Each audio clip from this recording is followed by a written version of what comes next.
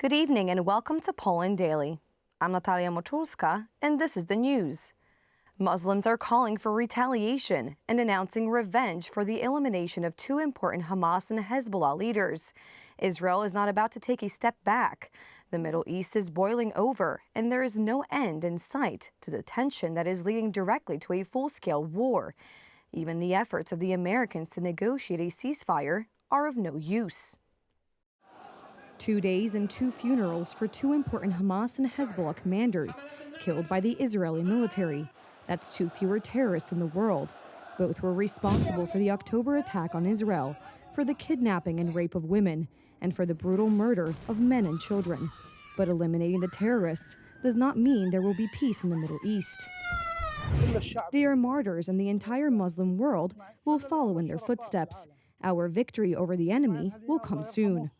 Hamas terrorists and their allies, of which there is no shortage in the Middle East, have announced that Israel will answer not only for the recent attacks, but also for the methodical destruction of the Gaza Strip, where the number of casualties has nearly exceeded 40,000 and the wounded nearly 100,000. Starting from the 7th of October, the United Nations has verified 572 Palestinians that has been killed in the West Bank. That's why relatives of the Israeli hostages kidnapped by Hamas are full of concern, especially after terrorist commanders were killed. Very pleased that the one of the responsible for the massacre in October 7th is no longer with us. On the other hand, it might hurt, it might damage. Israel is threatened not only by Hamas, but also by Lebanon's Hezbollah, whose leader is calling on Muslims to take revenge. This could derail the already fragile hopes for peace, which the U.S. administration, among others, negotiated for months.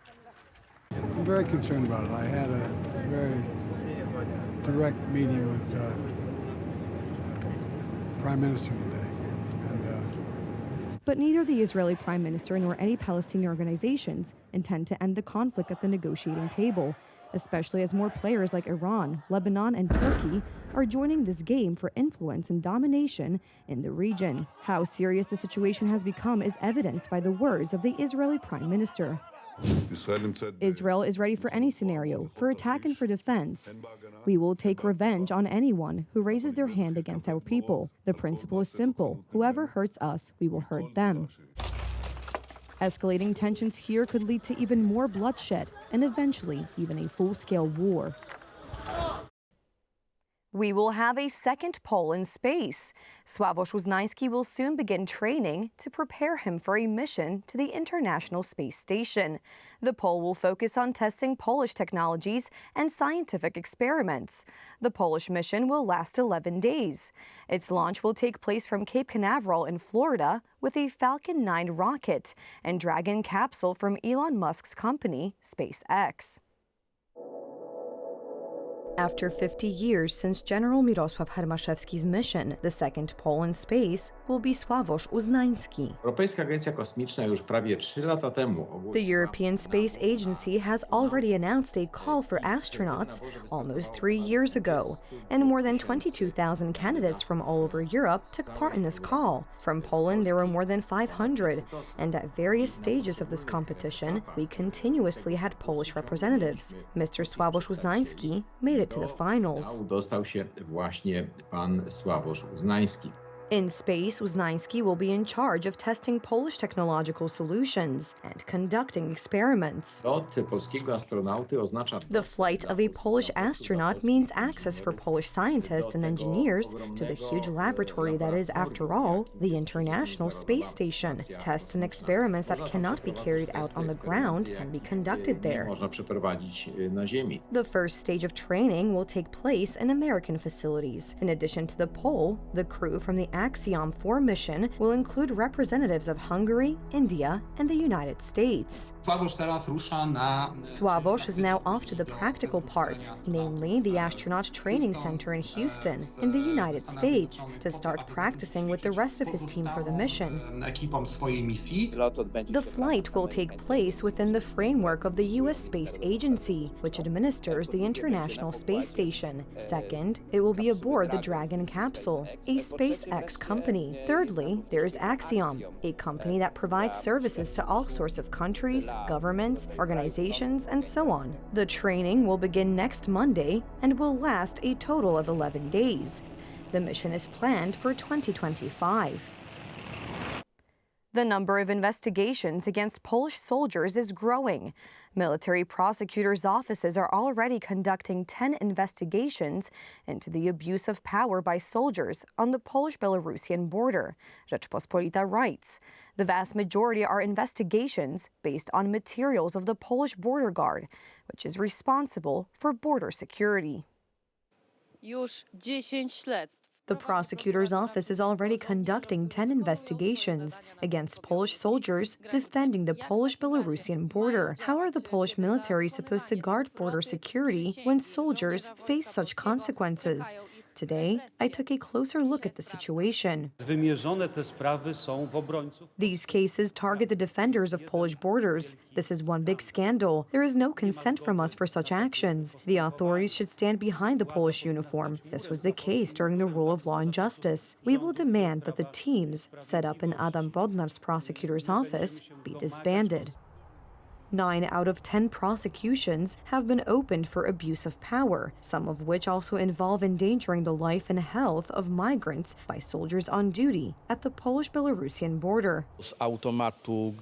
Automatically, when soldiers use firearms, proceedings are initiated against them, so soldiers, when faced with even a threat to their lives and health, do not take risks or use weapons.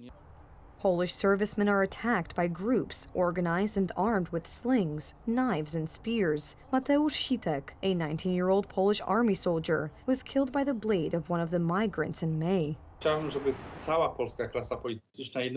I would like the entire political class to speak with one voice. Soldiers have the right to shoot at an aggressor who is advancing on them with a dangerous weapon. If they fail to do so, they risk their lives and health and that of their colleagues on the border. They should first shoot in the air at their feet, but as a last resort, they should be able to shoot at the aggressor. That's what guns are for. The situation at the border has led to changes in the law in Poland, allowing a soldier to use a weapon or means of direct coercion with violations of the rules. The amendment excludes liability for acts committed to repel a direct attack on life, health, or freedom.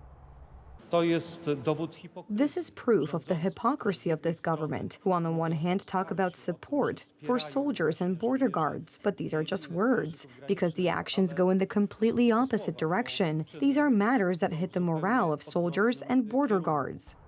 And this could lead to a reduction in the size of the Polish army. In 2027, we expect the first significant decline in interest in military service and a decline in favorable demographics. The most important thing is that a soldier defending the Polish border should not fear any kind of repression. Edyta Hodyńska, TV Republika. Venezuelan forces of the Nicolas Maduro regime have already killed at least 20 people, wounded more than 100, and arrested more than 1,200 people, taking part in anti-government protests that swept the country after the announcement of fraudulent presidential election results. Russian mercenaries from the Wagner Group were spotted among the officers pacifying the demonstrations.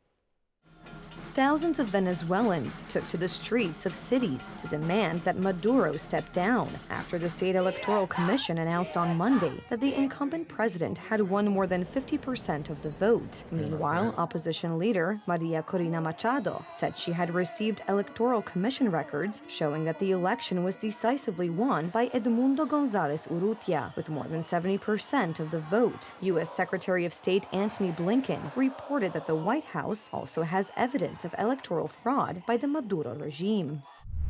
Electoral data overwhelmingly demonstrate the will of the Venezuelan people. Democratic opposition candidate Edmundo González Urrutia won the most votes in Sunday's election. Venezuelans have voted, and their votes must count. Representatives from the U.S., Mexico, Argentina, Brazil, Uruguay, among others, have called on Venezuela to publish detailed voting results. It is clear that Edmundo González Urrutia defeated Nicolas Maduro by millions of votes. This is not a projection. The fraud is clear. Let us not be complicit in fraud. Let the region not be indifferent to the will of the people. Brazil is waiting for the publication of all the partial data from the polling stations. Without this, there will be no transparency, no credibility, and no legitimacy of the election results. The suppression of protests in Venezuela is being assisted by Russian Wagnerians, who are likely acting as instructors and reinforcements for local police. Footage has surfaced online of Venezuelan officers, among whom stands a man in another uniform, on whose sleeve can be seen a patch with the Wagner Group emblem. This is an extremely brutal formation, among other things, consisting of criminals who are involved in both the annexation of Crimea, support for Donbass separatists, and the war in Ukraine. That's all for the news tonight. Thank you so much for joining us, and have a wonderful evening.